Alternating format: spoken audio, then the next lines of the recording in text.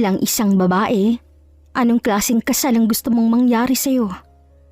Tulad ng may mababango at naggagandahang bulaklak sa paligid. Kumikisap na mga palamuti at kulay pulang carpet na iyong lalakaran papunta sa lalaking naghihintay sa'yo sa harap ng altar. Hindi mapigilan ni Adele na mapaluha habang naririnig ang mayamos at nakakapagpagabag damdaming musika. Hindi niya mayalis ang kanyang mga mata sa lalaking nasa kabilang dulo ng carpet na kanyang nilalakaran. Hindi maisip ni Adele kung gaano sila katagal naghintay ni Francis para mangyari ang araw na to. Paano? Ikaw nang bahala sa dalaga namin, Francis. Malaki ang tiwala ko na hindi mo siya pababayaan. Kung sakali man na mapagod ka na sa kanya, huwag mo pa rin siyang sanang susukuan. Huwag niyong hayaan na masira ng ganun-ganun lang ang relasyon niyong dalawa. Makakaasa po kayo, Ma. Pa, ako na pong bahala kay Adele. Iingatan at mamahalin ko siya ng higit pa sa ipinaparanas niyo sa kanya. Nagkatinginan sina Francis at Adele. Nagngitian sila bago sila iwan ng kanilang mga magulang upang simulan na ang seremonya ng kanilang kasal. Habang pinapakinggan ang bawat salitang binibitaw ng pastor sa kanilang harap, hindi maiwasan ni Adele na maging emosyonal dahil sobrang kaligayahan. Dumating na ang araw na pinakahihintay niya. Ang makaisang dibdib, ang lalaking matagal nilang pinapangarap. Bago natin ipagpatuloy ang kasalan ni Francis at Adele, tumayo na ang mga taong nais itigil o tutol sa seremonya na nangyayari ngayon. Mahinang nataw sina Francis at Adele na sigurado na silang tuloy na tuloy ng kasalan. Pastor, wala na akong makakapigil sa amin ni Adele. Kaya nga po, Pastor, magpatuloy na po tayo. Francis! Nakangiting lumingon sina Adele sa kanyang kapatid nang tumayo ito at magsimulang maglakad palapit sa kanila. Sa hindi malamang dahilan, bigla na lang kinutuban ng hindi maganda si Adele. Mahina siyang tumawa upang alisin ang kaba sa kanyang dibdib. Ate, anong problema? Nakangiti niya pang tanong dito dahil hindi niya maintindihan ang nangyayari. Nagsisimula na rin ang bulungan ng kanilang mga bisita kaya napalalok na lang si Adele. Adele, I'm sorry. Hindi niya maintindihan ang nangyayari hanggang sa magulat na lang lahat nang bigla nilang nawala ng malay ang kanyang kapatid. Ate Thalia! Napatakbo na lang si Adele palapit sa kanyang ate. Napuno ng pag-aalala ang kanyang dibdib, lalo na nang makita nilang umaagos sa dugo mula sa hita nito. Oh my God! Thalia, gumising ka! Anong nangyayari sa anak ko? Padaanin niyo kami! Dadalhin natin siya sa ospital! Nagkakagulo ang mga tao na sa nangyari. Hindi na rin alam ni Adele ang kanyang gagawin kaya sumama na rin siya kina Francis upang dalhin sa ospital ang kanyang ate. Nawala na sa kanyang isip ang kasal na Francis dahil sa insidenteng nangyari. Magiging maayos lang si ate, di ba? Oo naman. Malakas si Ate Thalia. Hindi yun mabilis sumuko kaya magiging ayos ang lahat. Ano bang nangyari sa anak natin? May sakit ba siya? May hindi ba siya sinasabi sa atin? Huwag kang mag-isip ng mga negatibong bagay. Paglabas ng doktor, malalaman natin kalagayan ni Thalia. Sa ngayon, kumalma muna tayo at magdasal na sana'y walang seryosong sakit ang Thalia natin. Napatingin na lang si Adele sa kanyang mga magulang na labis ang pag-aalala sa kanyang kapatid. Kitang-kita sa mukha nito ang takot sa kung anong pwedeng mangyari sa Ate Thalia niya. Yung kasal natin. Pwede namang mamaya yun kapag nalaman natin kalagayan ni ate. Maaga pa naman at naiintindihan ng mga tao kung bakit siglang naantalang seremonya. Ngumiti si Adele kay Francis para iparating sa lalaking ayos lang siya kahit na ang totoo ay nagguguluhan na siya. Hindi niya alam kung bakit pero bigla na lang siyang kinabahan na may hindi magandang mangyayari nung araw na yon. Napatayo silang lahat ng lumabas ng doktor na tumingin kay Thalia. Mabilis nilang sinalubong to para malaman nila ang kalagayan ng kanyang kapatid. Doc, kumusta pong kapatid ko? Ayos naman ang mga vital signs niya. Pero nakitaan namin siya ng mga komplikasyon sa katawan. Tulad na lang ng pagbaba ng potassium at pagbaba ng bilang ng mga red blood cells niya dahil sa gamot na ginagamit niya. Gamot? Hindi po nagme-maintenance ang anak ko. Wala po siyang sakit, Dok. Sigurado po kami na malusog po ang anak namin. Huwag po tayong magpanik. Ayusan po ang anak ninyo. Kailangan niya lang ng maayos sa pahinga at bumawi ng lakas para sa batang nasa sa kanyang sinapupunan. Katahimikan ang namayanay sa kanilang paligid nang dahil sa sinabing balita ng doktor na nasa kanilang harapan. Hindi alam ni Adele kung ano ang kanyang magiging reaksyon dahil sa nalaman. Natulala na lang siya at napaupo sa sahig. Kahit ni minsan kasi ay hindi nagpakilala ng nobyo o kahit na sinong lalaki ang kanyang ate. Kaya imposibleng mabuntis ito nang ganun na lang. Edgardo, ang anak natin! Magiging maayos silang lahat. Hintayin natin siyang magising saka natin natanongin si Italia tungkol sa bagay na to. Adele, are you okay? Napatingin si Adele sa lalaki. Ilang segundo na itong tinitigan hanggang sa mapaiwas na ito ng tingin. Francis, did I do something wrong? May nagawa ba akong mali para mangyaring lahat ng to sa amin? It's not your fault, Adele. Wala kang kasalanan. Baka naman may boyfriend na si Ate Talia at hindi lang nasasabi sa inyo dahil nahihiya siya. Hindi maggagawa ni ate yun. Kilala ko siya at alam kong kapag may problema siya, sa akin agad siya lalapit. Napahigbi na lang si Adele dahil pakiramdam niya ay napakawalang kwenta niyang kapatid. Hindi man lang niya nagawang protektahan ng kanyang Ate Talia mula sa ganung bagay. Pakiramdam niya ay nagkulang siya sa pagiging kapatid. Shh! Huwag ka nang umiyak. Hindi mo naman kasalanan. Talia, are you okay? Anong masakit sa'yo? Meron ka bang nararamdaman na kung ano sa katawan mo? Gusto mo bang tuwawag ako ng doktor? Mabilis na napatayo si Adele para lapitan ng kanyang kapatid na gising na. Ate, ayos ka na? May masakit ba sa'yo? Nanginginig ang kamay ni Adele nang abutin niya ang kamay ng kanyang kapatid. Talia, magsalita ka para alam namin kung anong gagawin. Sorry. Ani Talia habang nakatingin sa kanya. Napalunok si Adele at tipid na napangiti. Ayos lang yun ate, may susunod pa naman. Pwede pa naman namang ituloy ni Francis ang kasalan sa ibang pagkakataon. I'm sorry for ruining your special day. Huwag mo masyadong isipin ang bagay na yun, Talia. Ang mahalaga ngayon, ang kalusugan mo at ang batang nasa tiyan mo.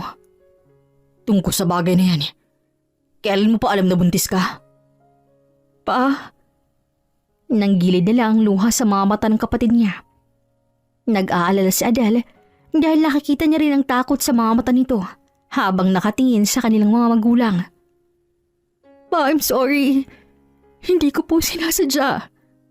That's okay, Talia. Magiging maayos din ang lahat. Magpahinga ka muna. Kaya nagkakaganyan ng anak natin dahil masyado mong kinukonsinti. Kung nababantayan mo ng mabuti si Talia, hindi sana mangyayari ang bagay na to. Pa, why are you blaming me? Sino ba sa atin ang sobrang higpit sa anak natin, ha? Kaya siya nagkakaganito dahil sa sobrang higpit mo. Palagi mo kasing pinagbibigyan, kaya masyado nagiging malaya. Tingnan mong nangyari. Sira na ang buhay ng anak natin. This is not my fault. Pwede bang tumahimik muna kayong dalawa? Kung magsisihan kayo, mas mabuti kung lumabas muna kayong dalawa. Dahil hindi kayo nakakatulong sa kalagayan ni Ate Talia. Hindi naiwasan ni Adele na magtaas ng boses dahil sa kanyang emosyon. Masyado siyang nadadala dahil sa kanyang naririnig. Hindi niya inaasahan na magkakaganon ang kanilang mga magulang dahil sa kanyang kapatid. I'm sorry. Hindi ko sinasadya. Hindi ko po ito ginusto, Ma. Pa. Ate, magpahinga ka muna. Adele, hindi ko sinasadya. I tried my best to... hindi ko na alam. I'm so sorry. Baka makasama sa baby mo. Natigilan na lang si Adele nang mapahaguluhol ang kanyang Ate Talia. Patuloy lamang ito sa pagsusori sa kanya. Sa hindi malamang dahilan, ay bigla nilang kinabahan si Adele. Ate, I'm so sorry, Adele. Please listen to me. Hindi ko sinasadya.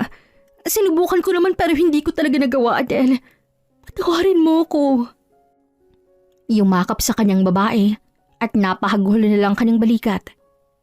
Hindi alam ni Adele kung bakit bigla nilang sumikdo ang kanyang puso.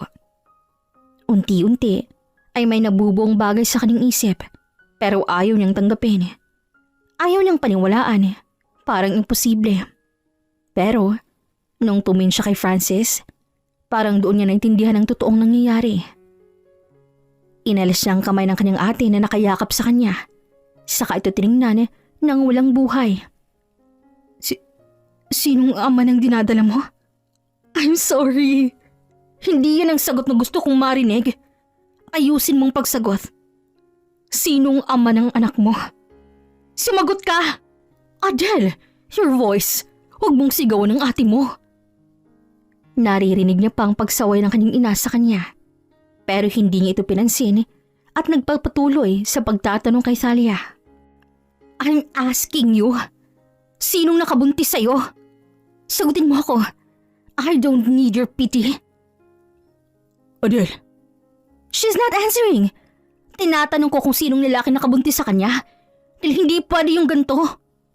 Bakit hindi mo kausapin ang mahinahon ng kapatid mo? Francis. Parang nanlamig ang buong katawan ni Adele nang marinig niyang magsalitang muli si Thalia. Gulat siyang napatingin dito.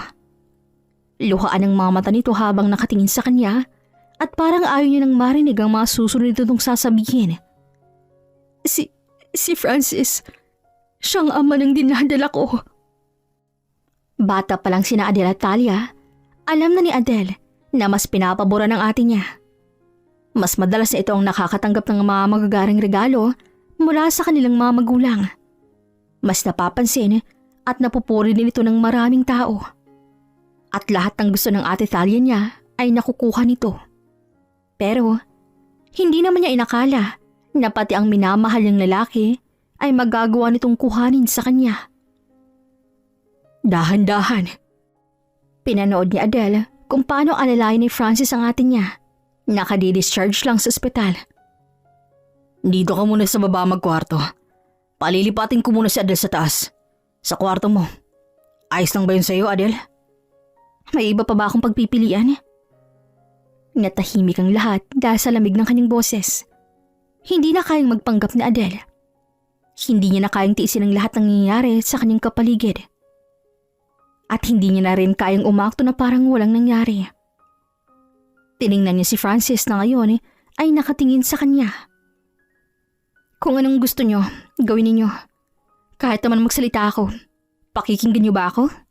Hindi naman, di ba? Sobra ka na ha. Ano man gusto mong iparating ha? Tumatabil yung dila mo ha. Ganun na ba ang tingin niyo sa akin? Hindi ba pwedeng nasaktan ako kaya ako nagkakaganito? Total, nandito na rin naman tayong lahat. Mag-usap-usap na tayo. Kasi hirap na ako. Hindi ko na kayang umakto sa harap ninyo. Naayos lang ako. Na walang bigat dito sa dibdib ko habang tinitingnan si Ate Thalia. Na okay lang sa akin ang nangyayari ngayon. Napahikbi nilang si Adele dahil sa bigat ng kanyang nararamdaman. Hindi niya na kayang kimkimin ang mga yun. Ano, Ate Thalia? Okay ka na ba? Masaya ka ba kasi sa wakas? Sa wakas, nakuha mo ulit yung gusto mo? Mga bata pa lang tayo. Ako na ang palaging nagpaparaya. Ako ang palaging nagbibigidaan sa atin. Dahil sa ating dalawa, ikaw ang palaging tama sa mata ni na mama. Pero ni minsan ba, nakarinig ka ng panunumbat o reklamo mula sa akin? Wala naman, di ba? Adele, ano bang sinasabi mo? Ano naman bang kaartingan yan, ha? Gusto mo bang sabihin na hindi kami pantay tumingin ng papa mo? Hindi ba, ma? Favorite ni papa yung sa ate. Mga bata pa lang kami. Hindi niyo na ako binigong iparamdam sa akin na mas mahal niyo siya. Na mas mahalaga siya kaysa sa akin. Na mas kakampihan niyo si ate sa lahat ng pagkakataon. That's not true. Totoo yun, pa. Nung mga bata pa lang kami, sa tuwing uuwi ka, si ate lang yung may pasalubong tapos ako. Wala. Ipapalinis mo sa akin yung sapatos mo kasi sabi mo, Magaling ako sa ganun. At si ate hindi pwedeng madumihan yung mga kamay niya kasi gagaspang yung malambot niyang palad. Oh my God, Adele! Maliit na bagay lang yun. Maliit na bagay. Naalala niyo ba nung inaapoy ako ng lagnat? Sabi ko hindi ko kaya na sobrang sama ng pakiramdam ko. Pero wala sa inyong pumansin sa akin. Walang nag-alaga sa akin dahil mas nag-alala pa kayo kay Ate Talia.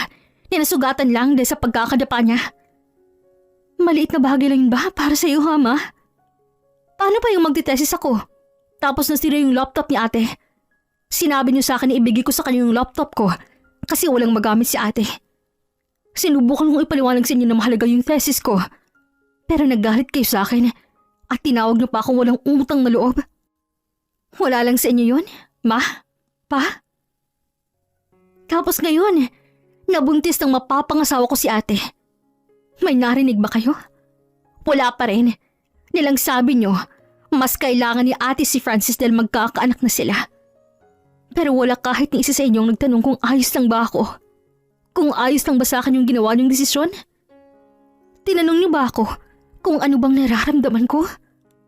Kung gusto ko na bang mamatay? Kasi kung tatanungin ako, gustong gusto ko nang mawala sa mundo na to para lang matapos yung sakit na nararamdaman ko. Adele, I'm sorry. Hindi ko man lang magawang ipakita sa inyo kung anong nararamdaman ko ngayon. Durog na durog ako.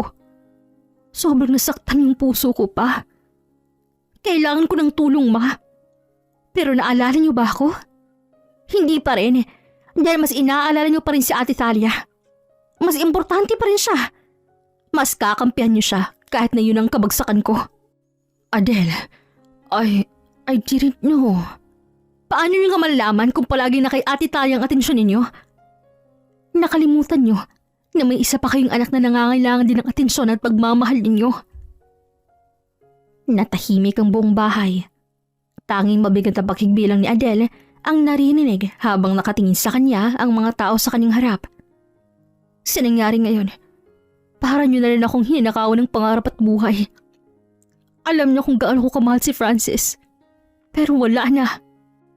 Lahat ng mga pangarap ko kasama siya, naglaho na dahil sa nangyari.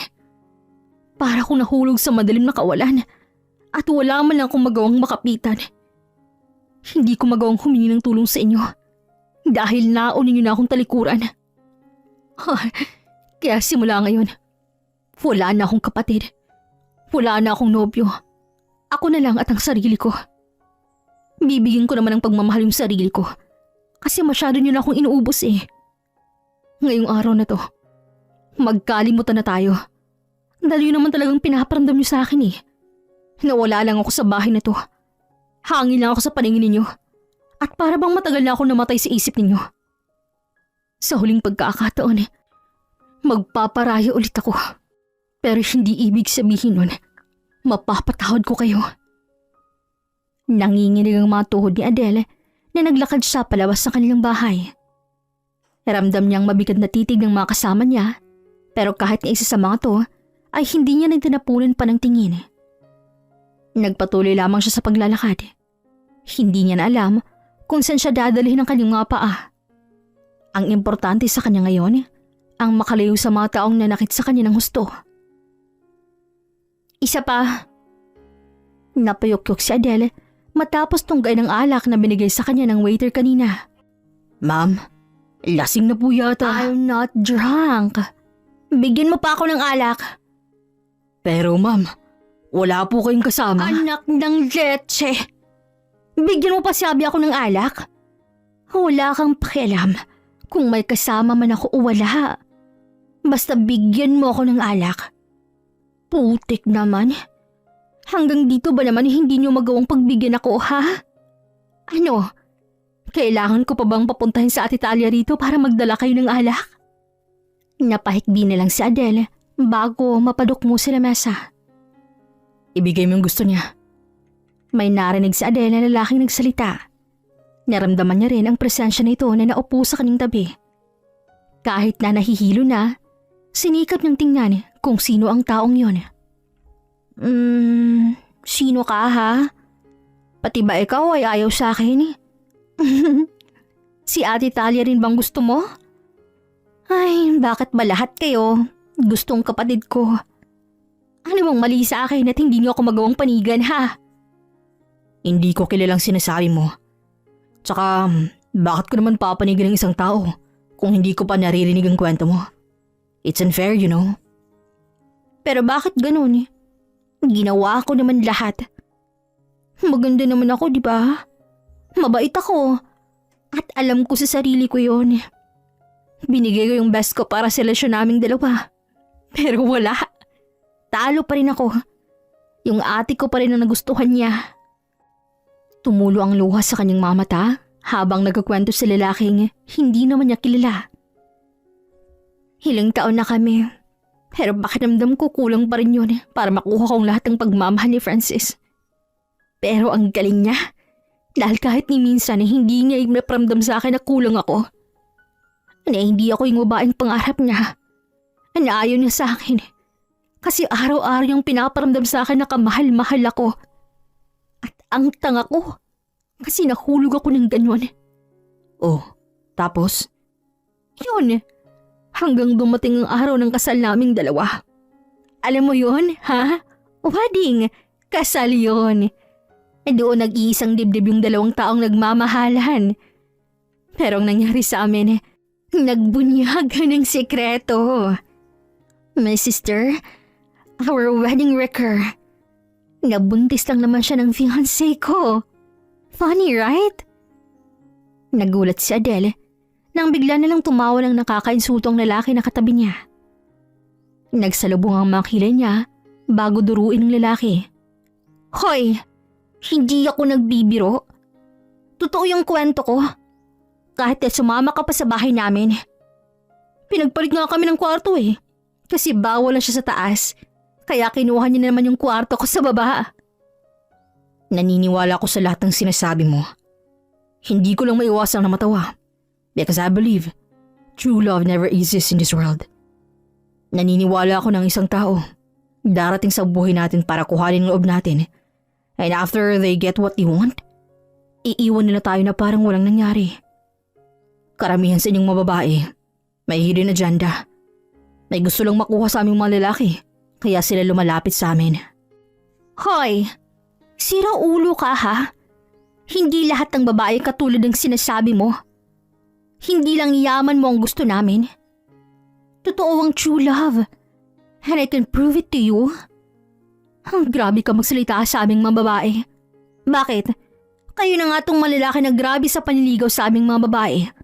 Tapos sa huli, paluluhain nyo lang pala kami. Kung totoong sinasabi mong true love, bakit nandito ka ngayon? Bakit nagpapakalising ka dahil sa lalaking hindi ka nagawang panindigan dahil nabuntis lamang nitong kapatid mo? Natahimik si Adele at saglit nakapatitig sa lalaking nasa kanyang harapan. Hindi niya alam pero kumukulo ang dugo na rito. Naiinsulto siya sa mga pinagsasabi nito sa kanya. Totoo ang true love. Kaya kong patunayan sa'yo yon. May girlfriend ka ba? Wala. At wala akong balak magmahal ng babae. Bakla ka pala eh. I'm not. Ay, bakit nga ba kita kinakausap? You're a drunkard woman. Hindi sabi ako lasing eh. Sige, ganito. Gumawa tayo ng kasunduan. Anong kasunduan naman? Paiibigin kita para mapatunayan ko sa'yo na totoong true love. Ipaparamdam ko sa'yo ang tunay na pagmamahal. At kapag nangyaring bagay na yon, kailangan mo makisama sa akin. Kailangan mo akong tulungang ipamukha sa bakula kong ex na hindi siya kawalan sa buhay ko. Magsama silang dalawa ng kapatid ko, no? Pareho silang pangit. Napabuntong hininga lang si Adele bago siya nakaramdam ng antok. Namimigat ang talukap ng kanyang mga mata hanggang sa mawalan niya siya ng balanse at mapasanda sa lalaki na nasa tabi niya. Bakit ang unfair ng mundo? Am I a bad person? Of course not. You're not. I know. Alam na alam ko kung gaano ka kabait. Unti-unti nang lumalalim ang kanyang paghinga. Kinakain na rin ng antok ang kanyang sistema hanggang sa hindi niya na nga napigilan. Pero bago pa man siya tuluyang mahulog sa malalim na pagkakatulog, narinig ng muling nagsalita ang lalaki sa kanyang tabi. You should sleep, Adele. May deal pa tayong dalawa. Hindi alam ni Adele kung ano na ang masunod na nangyari. Para siyang nawala ng malay at nagising na lang sa kwarto na hindi pamilyar sa kanya. Napabalikwas siya at agad sinuri ang kabuuan ng silid na kinalalagyan niya. Shucks! Nasaan ako? Nakidnap ba ako? Halala, nakuha bang bataan? Pinakiramdaman niya ang kanyang sarili at nakahinga naman siya nang maramdaman niya nga ayos lang siya at walang nawawala sa katawan niya. Pero napahiga na lang siya ulit nang maramdaman niya ang sakit ng kanyang ulo. Ay, ang sakit ng ulo ko. That's normal. Ilang bote ba naman ang alak ang nilaklak mo kagabi? Muli ni namang napabangon si Adele nang may magsalita sa kanyang tabi. Ganoon na lamang pagkagulat niya nang may makita siyang lalaking prenteng nagbabasa ng libro sa kanyang tabi. Ah! Sino ka? You should know me. And please, don't scream. Nagbabasa ako rito. Anong ginagawa mo rito? Tsaka bakit tayo magkatabi sa isang kama ha? Pinagsamantalahan mo ba ako? In your dreams. Nauubos ang pasensyang isinara ng lalaking hawak nitong libro, saka siya tiningnan. Okay, fine. First of all, kwarto ko to, kaya ako andito. Pangalawa, iisa lang ang kama ko. Ayoko matulog sa sofa. Ano yun? Ikaw sa kama ko tapos ako na may-ari ay sa sofa matutulog? Ayos ka pala eh. At sa huli, hindi ako interesado sa katawan mo. Napayakap na lang sa kanyang sarili si Adele. Hindi mo talaga ako kinalaw? Dang. Kahit na magpunta pa tayo sa doktor ngayon, baka malaman mo pa na may heart disease ka. Halos magpakamatay ka na kagabi habang nagkwento tungkol sa love life mo. Nagkwento ako sa'yo? Nakalimutan mo na agad kung paano ka maglumpas sa isang bar na niloko ka ng fiancé mo? Nagbasag ka rin ng mga alak at isang lamesa at upuan ng nasira mo dahil sa sobrang kalasingan mo? Napahawak na lang sa kanyang bibig si Adele dahil sa gulat sa mga naririnig. Hindi niya inakala na may ganun palang nangyari kagabi dahil sa sobrang kalasingan niya. Oh my God! Anong kahihiyan ang nagawa ko? Uto-uto ka pala. Hindi totoong lahat ng sinabi ko, no? Nakakatawa ka? Leche!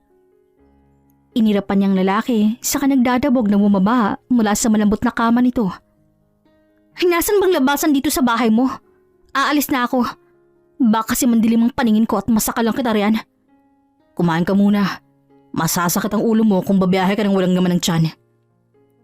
Gustong tumanggi ni Adele dahil parang di niya kayang tagalin ang ugali ng lalaking kaharap. Pero naramdaman niya ang paghilab ng kanyang tiyan. Kaya wala siyang nagawa kung hindi ang sumama sa lalaki na hindi pa rin niya kilala. Naunang maglakad ang lalaki at habang nasa likod nito, halos kuminang ang kanyang mamata sa ganda at laki ng bahay nito. Wow!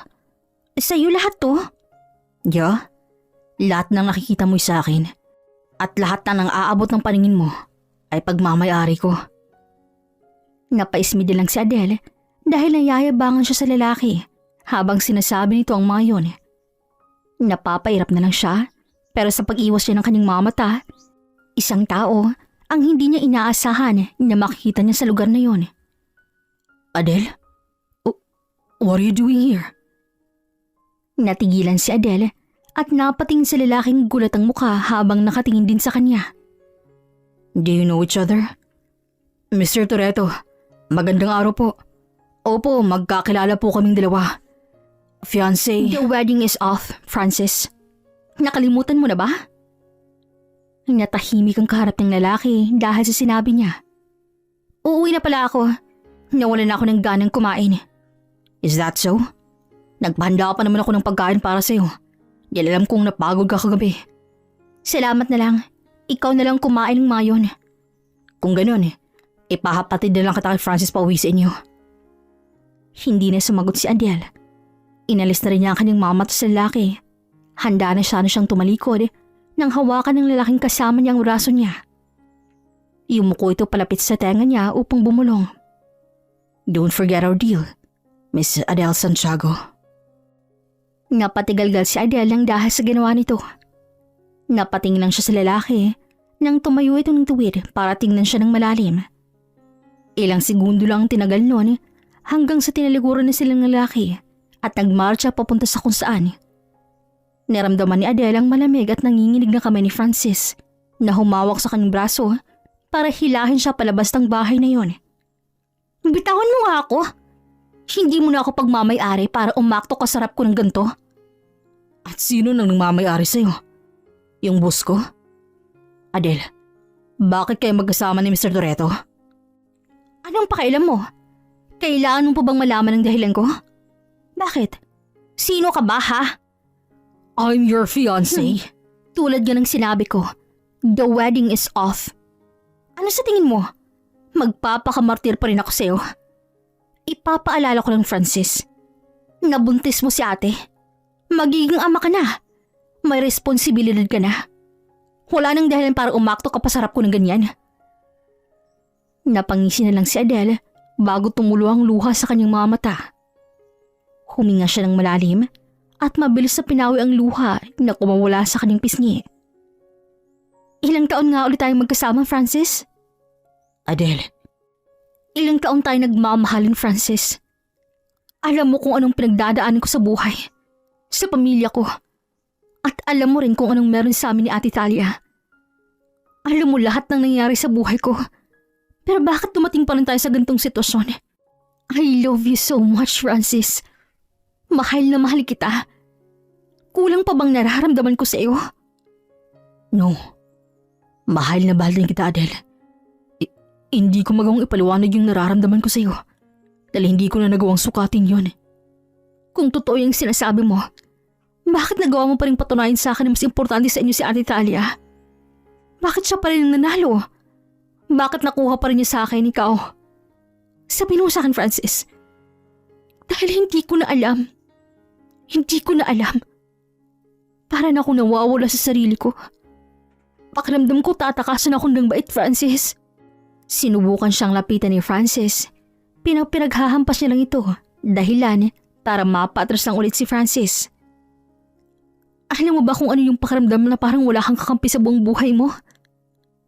Alam mo ba yung pakiramdam na para kang nakalutang sa kawalan at hindi mo alam kung saan ka kakapit o pupunta kasi wala kang malapit na matakbuhan? Alam mo ba yun ha, Francis? Alam mo ba yun? Wala kang pinagkaiba sa kanila. Pareho lang kayo. Buong buhay ko mag-isa ako, Francis. Alam mo ang tungkol sa bagay na yan. Kaya nung dumating ka, sobrang saya ko. Pero pati ikaw, tinalikuran din ako. I'm sorry, Adele. I'm really sorry. No. Ayaw na kitang makausap, Francis. Ayoko munang makitang pagmumukha mo. Huwag mo muna akong lalapitan at kakausapin.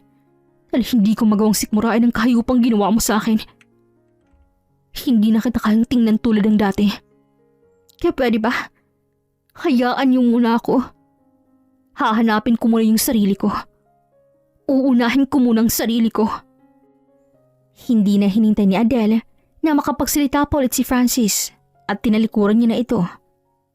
Kahit na ang boses na presensya ng lalaki ay hindi niya na magawang matagalan dahil labis siyang nasasaktan.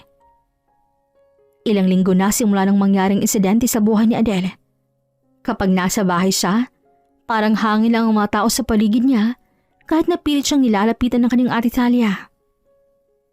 Adele, hindi ka raw kumain kagabi? Kain ka na. Nagluto si Mama ng ulam. Favorite mo yung adobo, di ba? Pinadagdagan ko talaga kay Mama ang niluto niya kasi alam ko na mapaparami ang kain mo.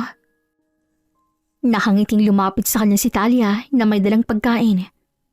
Halata ng umbok ng tiyan nito, kaya binaling na lang ni Adele ang atensyon sa ibang bagay. Baka pumayat ka niyan, dapat hindi ka nagpapalipas ng gutom. Baka rin magkasakit ka. Sabay na tayong kumain, gusto mo? Ganito tayo ng mga bata pa tayo, di ba? Palagi tayong sabay kumain.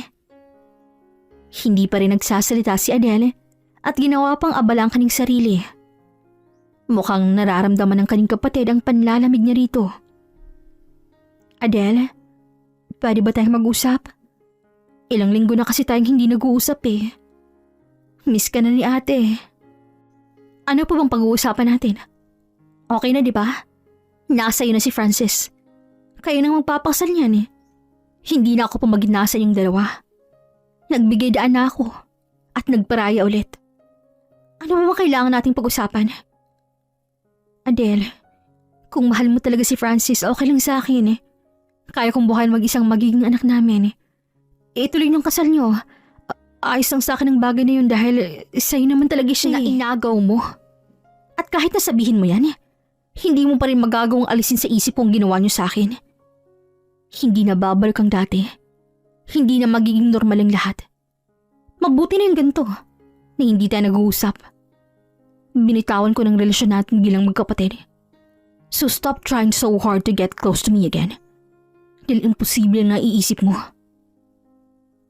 Tumayo si Adele para iwan ang kanyang kapatid, pero natigil siya nang magsalita itong muli.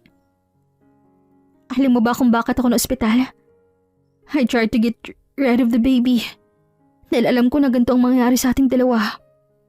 Ilang gamot ng pampanaglag ang ginamit ko para lang hindi ako makasira ng relasyon ng dalawa ni Francis. But I failed. I'm such a failure.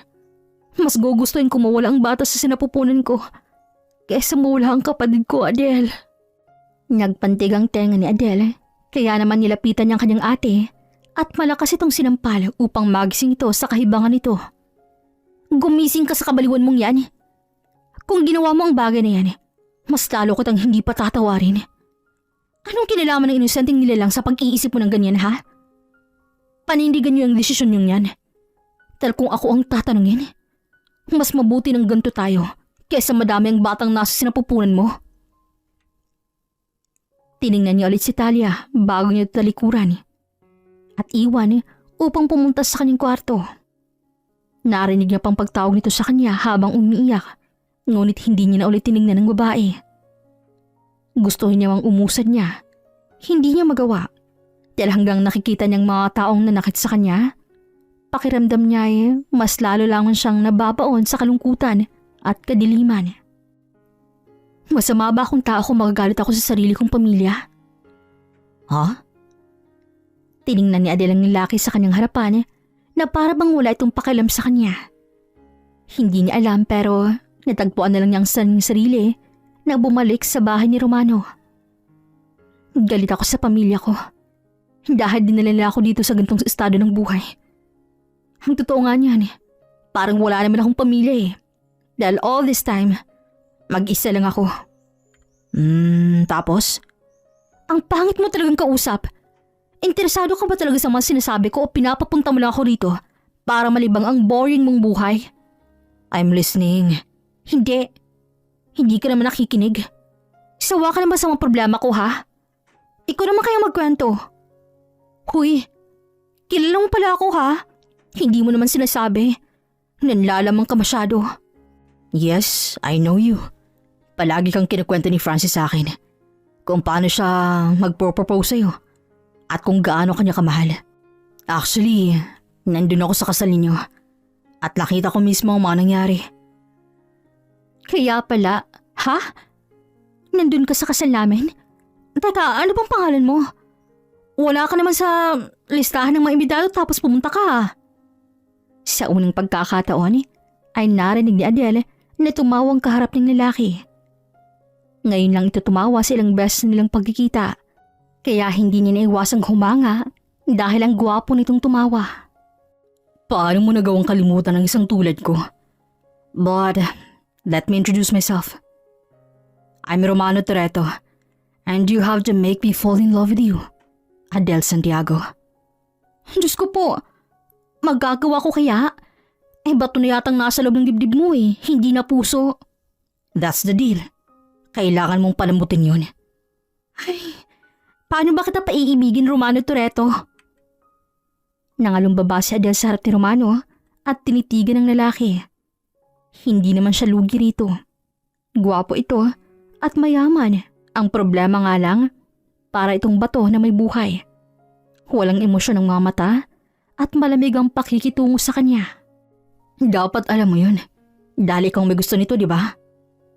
Kung hahalikan ba kita, iibigin mo na ako? Anong sa tingin mong meron sa mga labi mo para mapaibig mo ako? Why don't you try? Nang hahamong tanong ni Romano sa kanya. Napangisi na lang si Adele bago siya tumayo at lumapit sa lalaki at yumuko para paglapitin ang kanilang mga muka na halos magdikit na ang kanilang mga labi. Mukhang hindi inaasahan ni Romano ang kanyang ginawa dahil kita niya ang gulat sa mga mata nito. Kung ang matigas na tinapay nga ay lumalambot sa mainit na kape, ikaw pa kayong nagmamatigas lang? Ngumiti si Adele bago kindatan si Romano. Kinuha niyang kanyang mga gamit para pumunta na sa kanyang trabaho. Napapadalas ang pagpasyal niya sa bahay ni Romano dahil sa naging deal nilang dalawa. Sa ganung paraan, saglit na nakakalimot sa kanyang mga problema si Adele. Kahit na kung minsan ay nakikita sila ni Francis na magkasama, parang wala na yun kay Adele. Dahil siguro masyado siyang nasaktan at naging manhid na siya. Wala ka na bang balak umuwi sa inyo? Tanong ng lalaki isang gabi nang sa bahay nito siya umuwi. Pagod na binaksang ni Adele ang kanyang katawan sa sofa. Mas malapit ang bahay mo sa trabaho ko kaysa sa bahay namin, kaya dito na lang ako. Okay, kung bahala. Alam mo, ang nonchalant mo. Paano ka nga magugustuhan niya kung ganyan kakasungit kalamig? Para akong kumakausap ng bangkay sa tuwing kaharap kita eh. What do you mean by that? Na hindi ang mga tao sa paligid mong mag-a-adjust para magustuhan ka. Kailangan mo ring makisama. Kailangan mo rin silang intindihin. Pero kung minsan, nakakapagod yung intindihin ng ibang tao, di ba? Tumingala si Kisame si Adele at inalala ang lahat ng pagsasakripisyo niya sa buhay. Napabuntong hininga na lang siya bago muling tingnan ng lalaki na hindi na nakasagot sa kanya. Kaya mas masarap sa pakiramdam yung may sarili kang buhay. Walang nakakalam sa mga nangyayari sa'yo kasi huminto ka ng mag-alala sa kung anong sasabihin nila sa'yo. But sometimes, it's okay to ask for help from others. Lalo na kapag hindi mo na kaya. Nga pala, tungkol sa sinabi mo nung nakaraan tungkol sa pagiging masamang tao dahil galit ka sa pamilya mo. Hindi totoo yun. Hindi ka masamang tao. I understand you. Naiintindihan ko ang pinanggagalingan ng galit mo. And your feelings are valid. Your reasons are understandable. So, you're not a bad person, Adele. Yung mga taong nanakit sa'yo, sila ang totoong masasama. Tiningnan ni Adele si Romano dahil sa napakalalim ng nais itong iparating. Ang mga mata nito ay nangungusap na tila may gusto ring sabihin. Tila nag-uusap ang kanilang mga mata. Hindi na muling nagsalita ang kanyang mga labi hanggang sa mapansin nilang unti-unti na naglapit ang kanilang mga muka.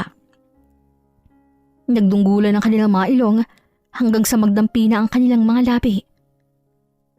Are you falling in love with me? No. I'm just teaching you how to kiss someone. Tumayo si Romano at naglakad na palayo sa kanya. Go get enough sleep. Sobra ng paglaban, Adele. Oras na para magpahinga muna.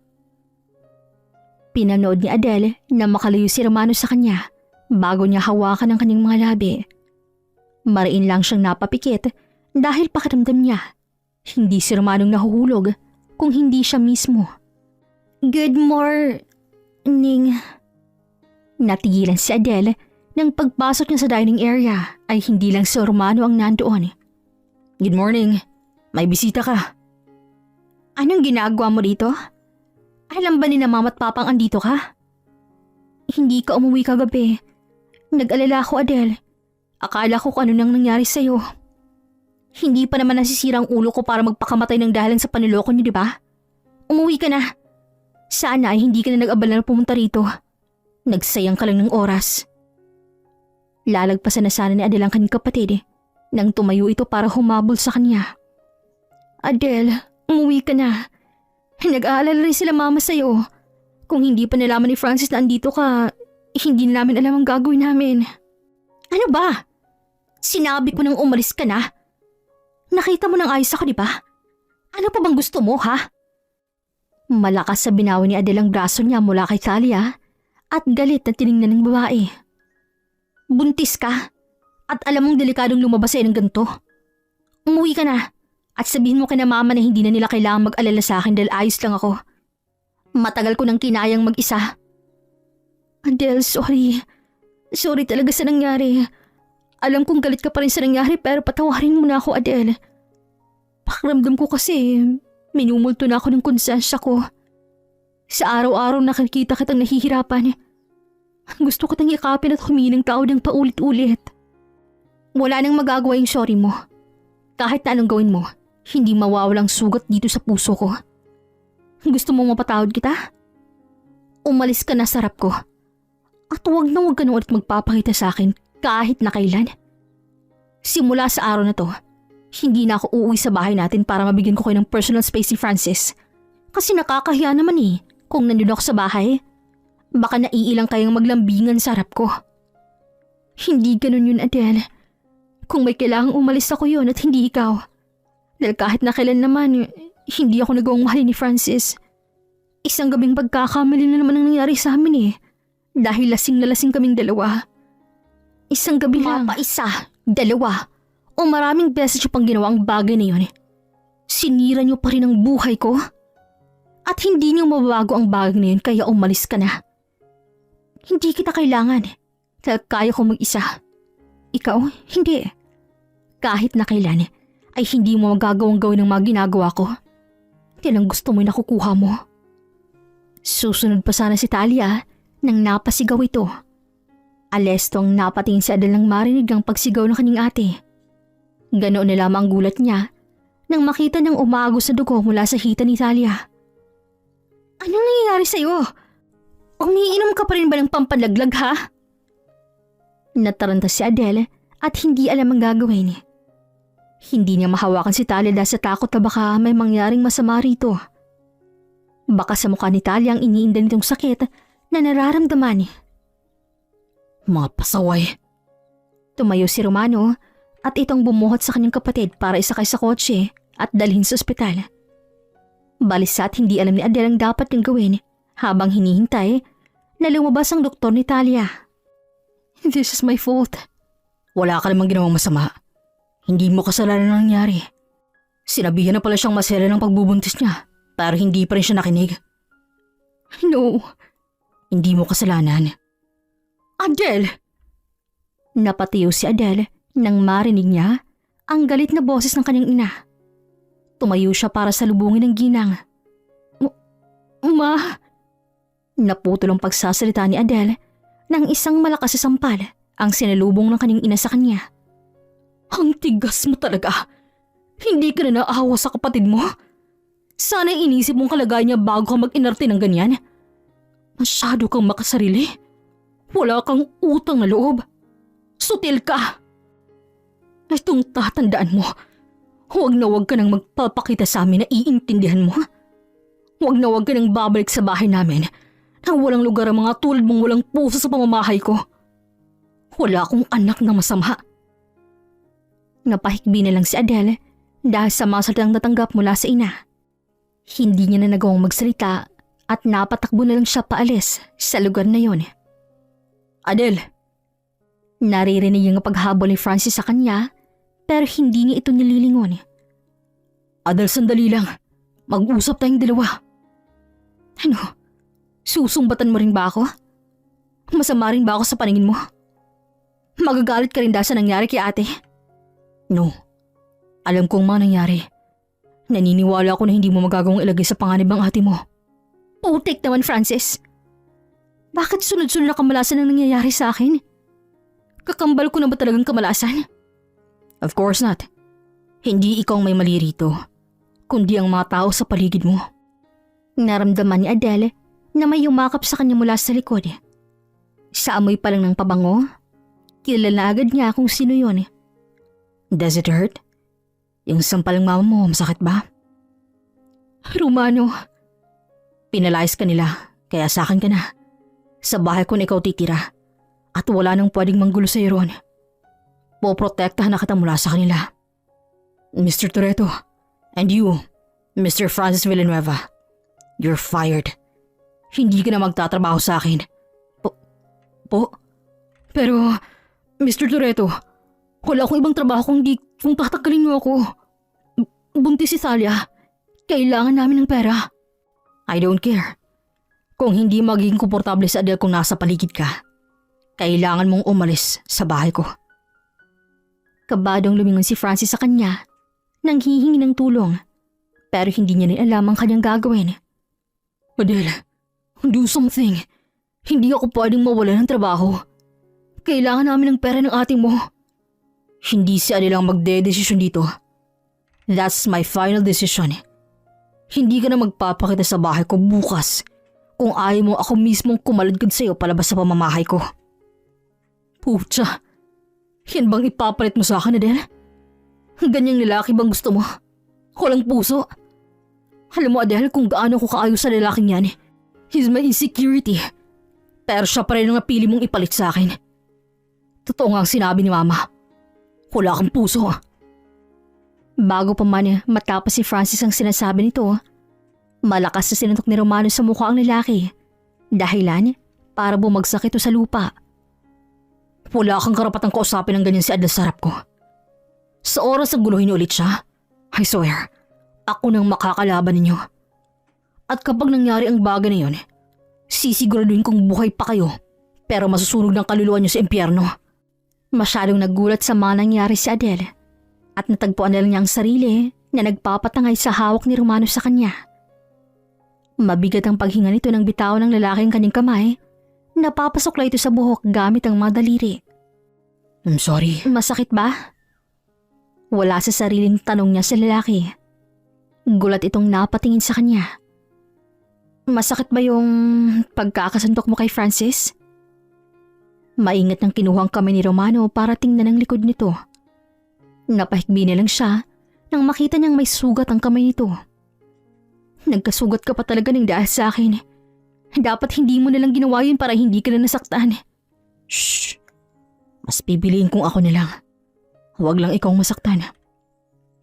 Niyakap siya ni Romano at doon na ilabas ni Adele ang lahat ng sakit at paghihirap na matagal niya nang dinadala.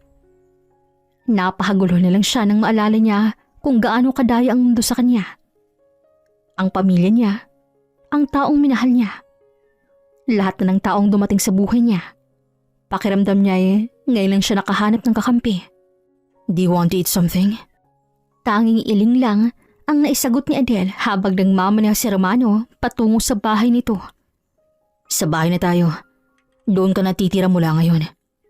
Nakakahiya. Nahiya ka pa? Sa tagal mo nang umuwi sa bahay ko ngayon ka lang nahiya? Romano, bihiro lang. Huwag ka nang mahiya. Para mapadali rin ang pagtatrabaho mo. Malay mo, dahil doon mapaibig mo na ako. Okay, ikaw bahala. Okay na ba? Tipid na tangong sinagot ni Adele sa lalaking kausap niya. Mukhang naramdaman nito ang pagiging tahimik niya hanggang sa marinig niya ang mabigat nitong paghinga. Fine. Mukhang hindi naman tayo nalalayo ng sitwasyon. Tulad mo, tinalikuran din ako ng mga taong akala ko unang iintindi sa akin kapag nadapa ako. But I was wrong. Sila pang unang nahusga at piniling talikuran ako. Ikakasal na rin sana ako. Nasarap na ako ng altar pero hindi dumating yung bride ko. Saklap, diba? We've been for almost 7 years. At nagtapos lang yon sa isang araw na hindi ko alam kung anong dahilan. Kung tutusin, mas makakaya mong dalhin ang nangyari sa'yo kumpara sa akin eh. Dahil ikaw, nandyan si Francis. Nalaman mo yung dahilan niya.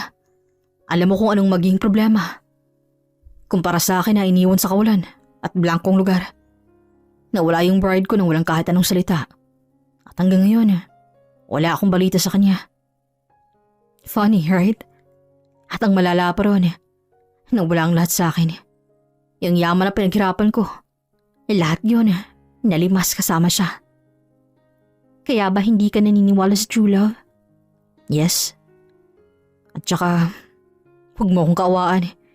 It's been 3 years. Are you falling in love with me? Natigilan ang lalaki at napatingin saglit sa kanya. Muli nitong binaliksada ng paningin bago niya marinig ang mahina nitong pagtawa. Maybe. Lihim na lang na napangiti si Adele na sa kabila ng mahirap ng laban, sa wakas ay nakahanap na siya ng taong naiintindihan ng nararamdaman niya. Ang lalaking nakikita niyang makakasama niya hanggang sa kanyang pagtanda. Hindi lahat ng tao ay matatanggap tayo sa kung sino tayo. Hindi lahat ay maiintindihan tayo. At hindi palaging may taong nandyan upang samahan tayo sa oras ng pakiramdam natin nag-iisa tayo. Minsan kahit anong gawin natin, maging mabait tayo, pagbigyan ng lahat ng gusto nila, at maging magparaya. Hindi pa rin sapat yun upang makita at marinig ka nila. Magiging kontrabida pa rin tayo sa sarili nilang kwento at palaging nasa atin ang sisi. Kaya nga, mas piliin mo mabuhay sa sarili mo kagustuhan. Hindi mo nakakailanganin ng opinyon ng iba upang makagawa ka ng hakbang paabante sa napili mong daan. You're good at cooking. Bakit hindi mo ko pinagluluto nitong mga nakarang araw? Ay, nagtanong ka ba? Tsaka mas sarili kang cook. Lubayin mo ako, Romano. Ganyan ka ba kapag naging asawa na tayo? Ano? Dati ka bang takas sa mental, ha? Tumawa si Romano bago magsimulang kumain. Napapansin ni Adele, nitong mga nakarang araw, napapadalas ang pangiti at pagtawa ni Romano. Nararamdaman niya rin ang sweetness nito. At ang pinakamalala ay ang pagbanat nito sa kanya ng kung ano-anong kinakagulat niya talaga. Ang sakit ng katawan ko. Gusto mo bang masahihin kita? Marunong ka? Special skills ko yata yun. Dapa. Ha? Bakit mo ko pinapadapa? May bala kang masama, no? Sabi ko sa'yo, matulog ka rin minsan para hindi ka nagmumukhang timang sa harap ko. Napapailing na lang ang lalaki. Nahihiya naman siyang dumapa para masimulan ang pagmamasahe sa kanya. Ilang buwan na rin siyang nakatira sa bahay ni Romano at masasabi ni Adele na mas lalo niya pang nakikilala ang lalaki at hindi niya maitanggi ang kabaitang taglay nito na hindi niya inaakalang meron pala si Romano. Kumusta ng pakiramdam mo? Masarap. Ang ibig kong sabihin, ang galing mong magmasahe. That's not what I mean. I'm asking about Francis and your sister. Malapit na siyang manganak, diba? Ilang buwan na rin. Hindi ka na ba nila ginugulo? Yung mga magulang mo, hindi ka na rin ba nila ineestorbo? Simula nung nangyari kay Ate Talia, hindi na ulit ako nagkaroon ng kahit na anong koneksyon sa kanila. Hindi na kami ulit nagkita ni Francis. Hindi na ulit ako kinontak ni na mama. Hindi ko alam kung dapat ko bang ikatuwa yun o ano. Pero alam mo yun, parang gumaan yung pakiramdam ko. Parang may naalis sa bigat sa dibdib ko at puso. Nagagawa ko yun na yung mga bagay na hindi ko nagagawa noon. At salamat ng marami dahil nandyan ka. Kung hindi dahil sa'yo, hindi ko magagawa lahat ng yun. Hindi mo naman kailangan magpasalamat sa akin, Adele. Nagawa mo yun dahil matapang at malakas ka. Dapat mong pasalamatan yung sarili mo dahil nagawa mong makaya hanggang dito. Hindi ka sumuko. Hindi ka bumitaw. Hindi ka nanatili sa nakaraan mo. Kaya deserve mo yung mga bagay na nangyari sa'yo ngayon. At sana magpatuloy ka pa sa pag-abante mo. At hindi ko magagawang umabante nang hindi ka kasama, Romano. Masyado ng malaking papel mo sa buhay ko at pakiramdam ko, hindi ako makukumpleto nang wala ka, Romano. Sa ating dalawa, akong talunan dahil imbis na ikaw, akong nahulog sa'yo. I'm in love with you, Romano Toretto.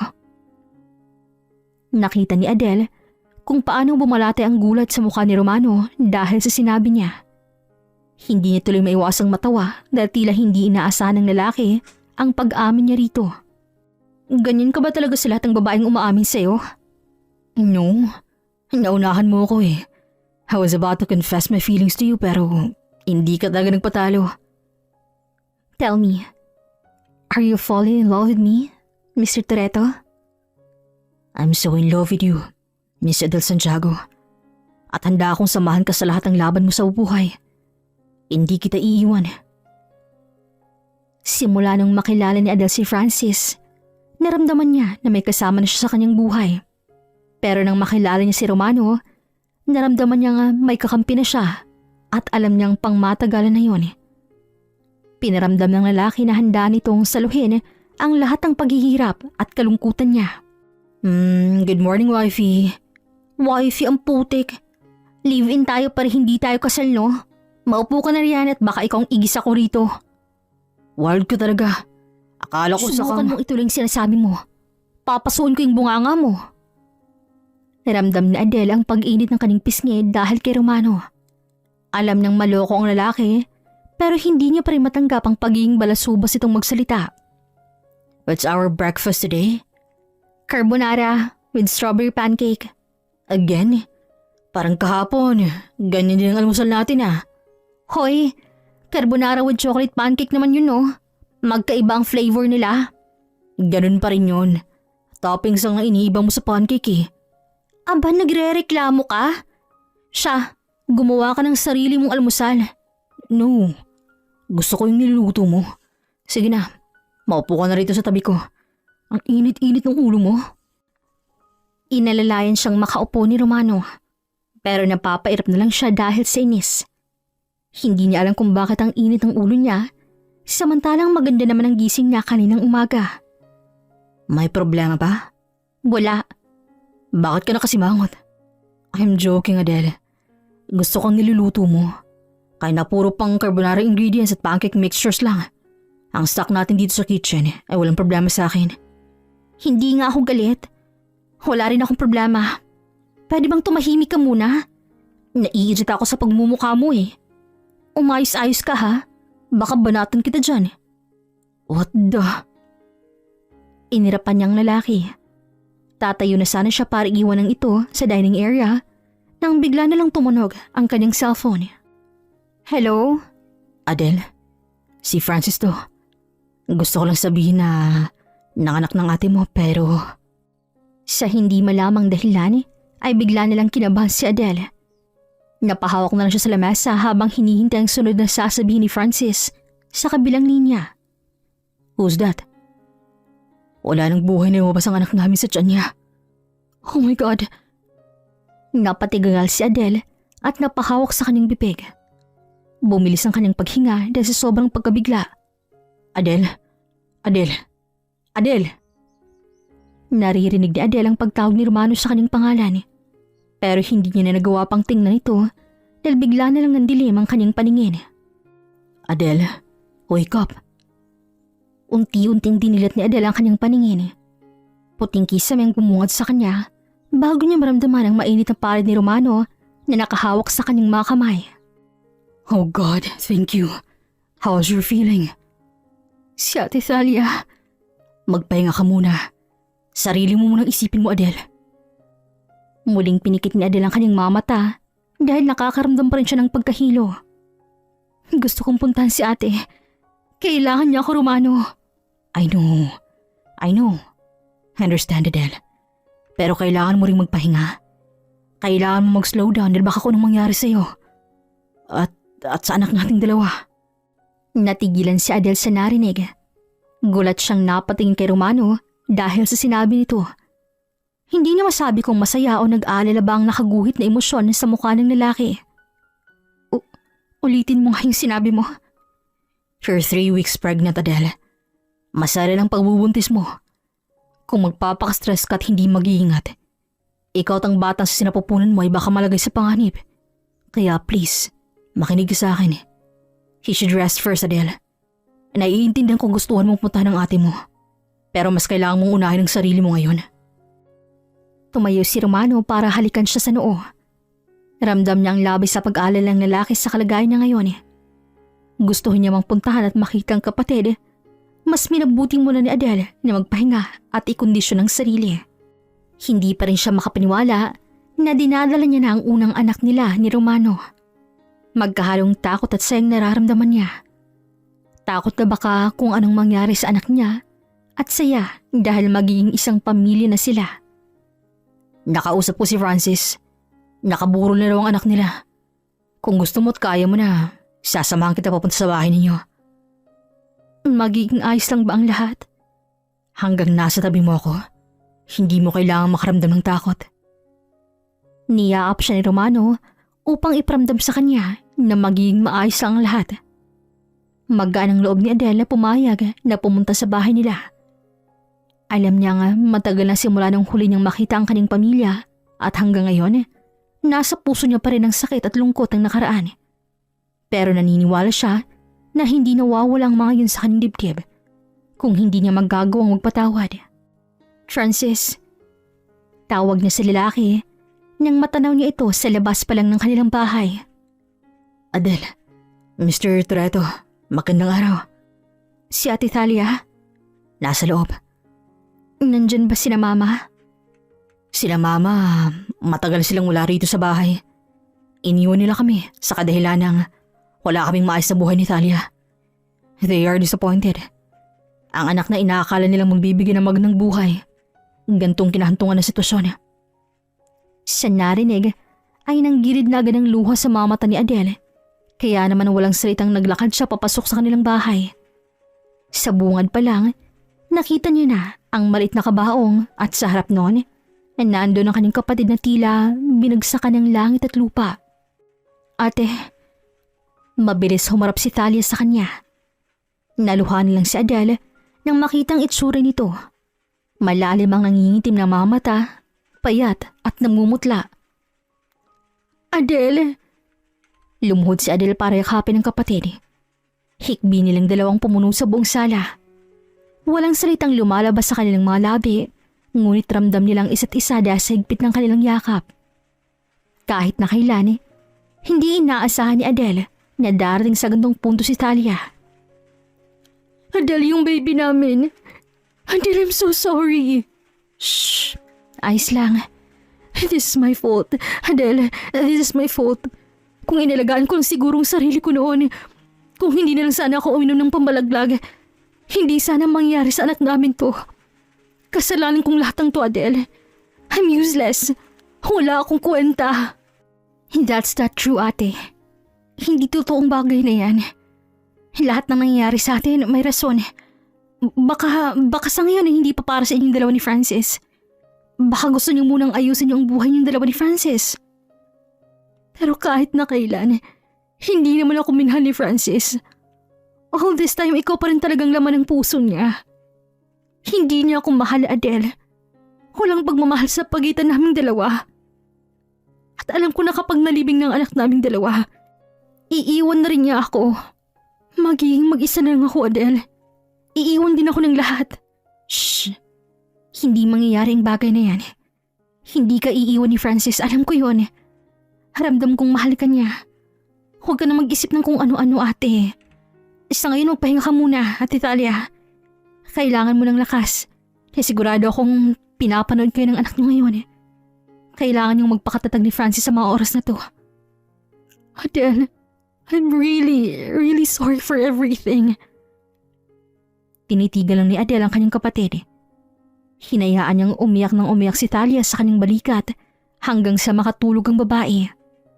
Nalaman niya na noon lang nakapagpahinga ang kanyang kapatid. Ayos ka na? Uwi na tayo? Sinalubong siya ni Romano at ang unang inalalayan nito ay ang kanyang tiyan. Wala bang masakit sa'yo? Ayos lang ako.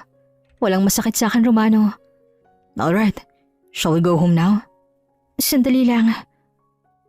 Saglit na bumitaw si Adele kay Romano para harapin si Francis. Francis, may huling kahilingan lang sana ako sa'yo. Ano yun? Kahit na ano. Sana huwag mong iwan si ate. Sa mga oras na to, ikaw ang pinakakailangan niya. Kayong dalawang dapat na magtulungan. Wala kayong ibang taong ibang aasahan kung hindi ang isa't isa. Huwag mo nang iparanas sa kanyang naranasan ko. Ang maging mag-isa rito sa mundo. Marahang umiti si Adele bago tingnan ng mamata ni Francis. Nakikita niya nga marami itong gustong sabihin pero tipid lang itong umiti sa katumango. Sa ganung paraan ay gumaan ang dibdib ni Adele. Naging maluwag na ang kanyang paghinga. Nakahakmang siya ng maaga patalikod sa mga ito. Sana may time na makapag-banding kami ulit ni ate. Dahil matagal bago siya makapag-move on sa nangyaring to. I will support you. Kung alin sa tingin mo ang makakabuti sa inyo, susuportahan kita. Pero hinay-hinay lang ha. At baka kung mapano naman kayo ng anak natin. Oo naman po. Nag-iingat po kami ng mabuti ni baby. Dapat lang. Magpapaksal pa tayong dalawa. Natigilan si Adele dahil sa sinabi ni Romano. Ayaw niyang mag-assume. Ayaw niyang tumalon sa konklusyon na walang kasiguraduhan. Pero ang tibok ng kanyang puso'y kakaiba. Simula nung nangyari sa kanila ni Francis, nagkaroon na siya ng takot sa kasal. Adele, will you marry me? I'm scared. Yun ang mga salitang lumabas sa kanyang bibig nang marinig niya na mismo kay Romano ang bagay na yun. Pareho tayong may takot sa kasal. Pareho tayong naiwan sa kawalan. At ngayon na magkasama tayo, gusto kong alisin ang takot sa mga puso natin. Gusto kong patunayan na hindi lahat ng kasal ay nakakatakot. I want to marry you, Adele. I want to make your dreams come true. Malaki ang tiwala ni Adele kay Romano. Alam niya na hindi siya nito bibiguin. Naniniwala siyang hindi na mauulit ang nangyari sa kanila noon. Pero hindi niya magawang matalo ang takot sa kanyang puso. At isang paraan lang ang nakikita niya upang mawala ang takot na yun. Ang sumubok muli at patunayan ang sinabi ni Romano na hindi lahat ng kasal ay nakakatakot. I will marry you, Mr. Toretto. Isang punong-puno ng pagmamahal na halik ang ginawa ni Romano sa kanyang mga labi. Labis na kaligayahan nilang dalawa. Naging mabilis ang preparasyon sa kanilang magiging kasal dahil ayaw ni Adele na malaki ng tiyan niyang magsusuot ng wedding gown. Huminga ng malalim si Adele nang bumukas ang malaking pinto sa kanyang harapan.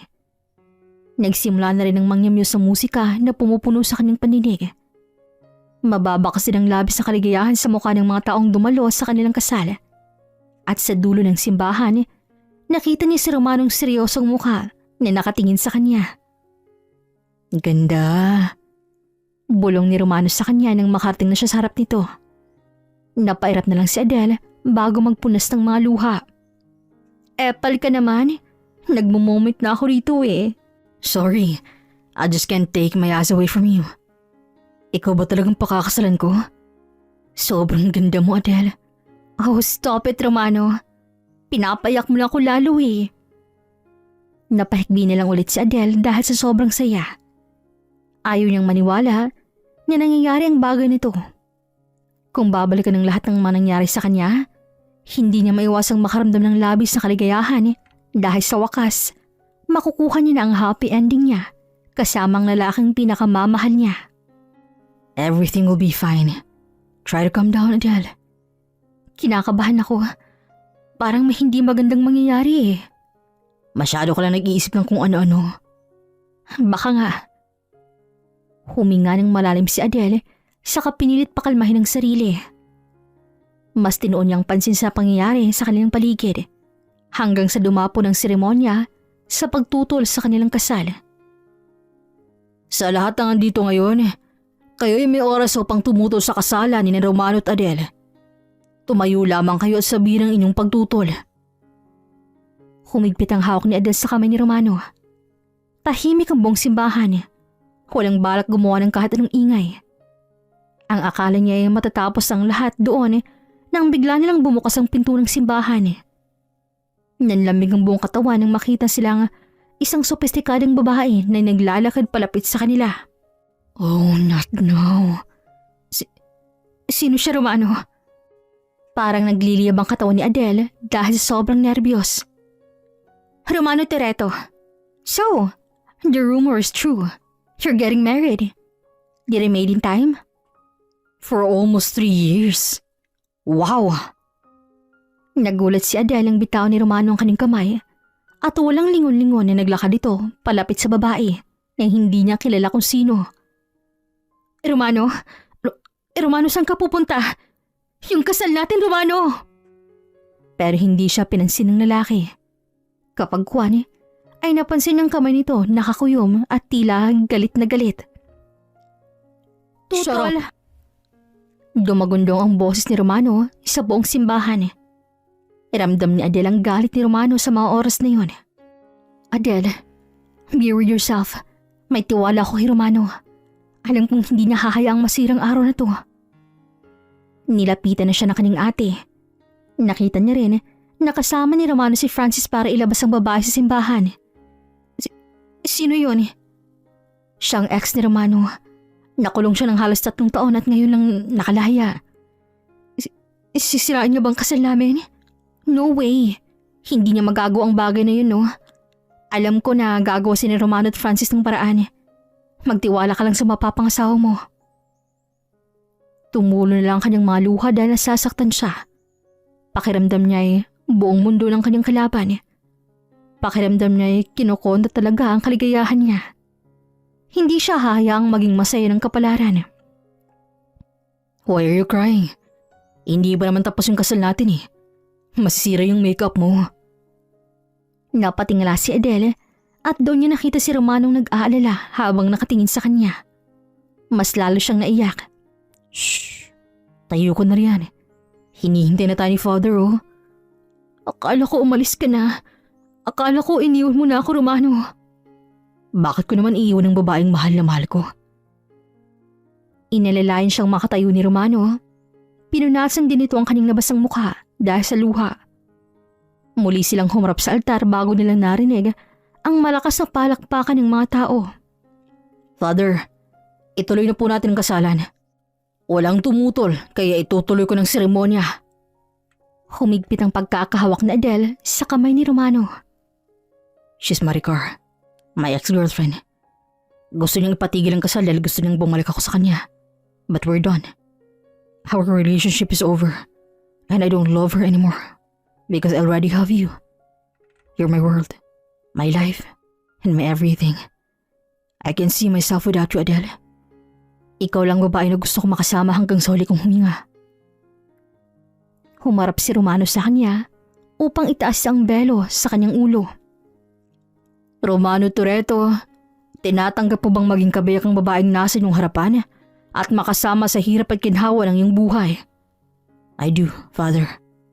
At ikaw naman, Adele Santiago, tinatanggap mo bang maging kabiyak ang lalaking nasa iyong harapan at makasama sa hirap at ginhawa? I do, Father. You are now husband and wife. You may now kiss your bride. Napangiti na lang si Adele nang walang sinayang na segundo si Romano at agad na siyang hinalikan. Ngayon, nararamdaman ni Adele ang labis na kaligayahan sa isiping silyado ng kasal nilang dalawa ni Romano. Naging mapait man ang kanilang nakaraan, ngunit naging matagumpay naman ang kanilang kasalukuyan. Ilang beses man silang nadapa, patuloy pa rin siyang bumangon upang magtagpuan ang isa't isa. Hanggang dito na lamang po. Maraming salamat sa pakikinig.